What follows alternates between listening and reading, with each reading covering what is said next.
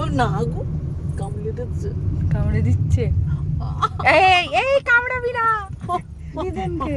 বাবু না দুটো hello everyone, কেমন আছেন সবাই? আশা করি ভালো আছেন। আমার আর একটা নতুন ব্লগে আপনাদের সবাইকে স্বাগত।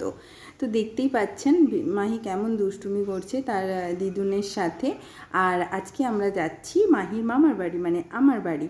জামাই ষষ্ঠীতে বলছিলাম যে আমরা যাইনি, তার কারণ তাই কিছুদিন আগে আমরা মাহির মামা বাড়ি থেকে ঘুরে এসেছি। তো সেই ব্লগটাই আজকে আপনাদের সাথে আমি শেয়ার করছি। তো এই দেখুন শান্তভাবে মাহি তার দিদুনের কোলে শুয়ে আছে, মানে আদর খাচ্ছে এই আর কি। আর আমি এগুলোকে ক্যামেরা বন্দি করছি। আমার খুবই ভালো লাগে যখনই আমি সময় পাই মাহির এইসব কীর্তিকলাপগুলো ক্যামেরা বন্দি করে রাখি, কারণ মাহি তো দিন দিন বড় হয়ে যাচ্ছে আর এইসব আর দেখতেও পাবো না। তো ও যখন বড় হবে তখন ওকে দেখাবো, এই দেখ তুই যখন মামা বাড়ি যেতিস এরকমই করতিস, এই দেখুন আমার কোলে আসবে বলে আবার ঝুলে পড়ছে। এই রকম করতে থাকে সব সময়, সারাটা গাড়ি জুড়ে। না ওকে নিয়ে বাসে যাওয়া যায়, না ওকে নিয়ে মোটর সাইকেলে কোথাও যাওয়া যায়, এই রকমই করতে থাকে। তো আমার কোলে আসবে বলে ও এরকম করছে।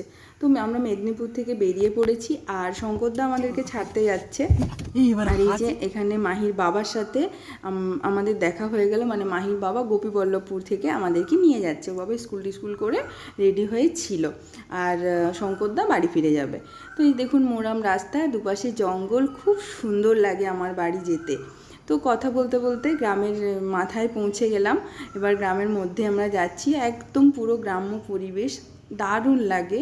হ্যাঁ, শহরের ব্যস্ততা বাদ দিয়ে যদি এই গ্রাম্য পরিবেশ মানে দেখতে চান তাহলে তো জঙ্গলমহল পুরো বেস্ট একদম। আর আমার বাড়ি হচ্ছে জঙ্গলমহলে। তো দেখুন কথা বলতে বলতে পৌঁছে গেলাম আর দাদান এখানে পুরো অপেক্ষা করছিল তার নাতির জন্য। উফ কি হাসি, মুখে যেন আর হাসি ধরছে না, কারণ সত্যি অনেক দিন পরেই এলাম, এই ডিসেম্বর মাসের পরে অনেক দিন পরেই এলাম। তো এই যে দেখুন এবার সন্ধ্যা হয়ে গেছে আর মাহি সোনাকে তার দিদুন খাওয়াচ্ছে, এখানে মুড়ি গুঁড়ো করে নান টুকরো দিয়ে খাওয়াচ্ছে। মাইকে আমরা বাইরের খাবার খুব একটা খাওয়াই না, এরকমই ওকে করে দেওয়া হয় আর ও দিব্যি এরকম করে খায়।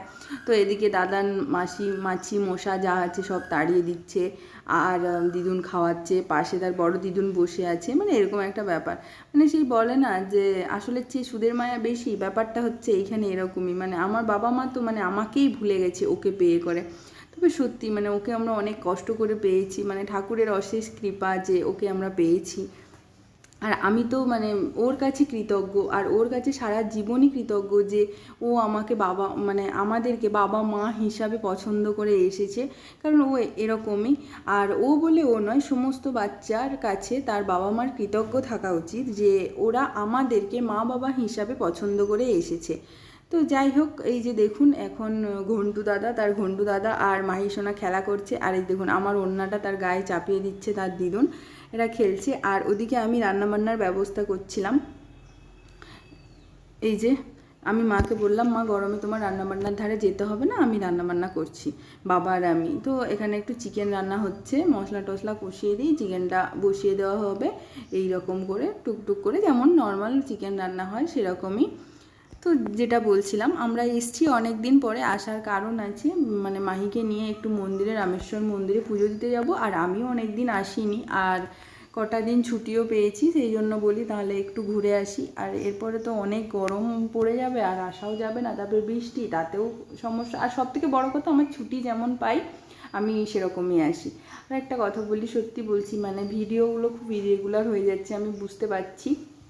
যারা আমার নিয়মিত দর্শক দেখেন অনেকেই বলেন যে কেন মাহির ভিডিও আসে না, দেরি হয়। তো আমার এই কারণেই দেরি হয়, কারণ ডিউটি আর মাহিকে নিয়ে মানে সত্যি আমি নাজেহাল হয়ে যাচ্ছি, জন্য দিতে পারছি না। তো আমি এখানেই বিদায় নিচ্ছি, দেখা হবে খুব তাড়াতাড়ি নতুন আর একটা ব্লগে। ততদিন ভালো থাকবেন, সুস্থ থাকবেন।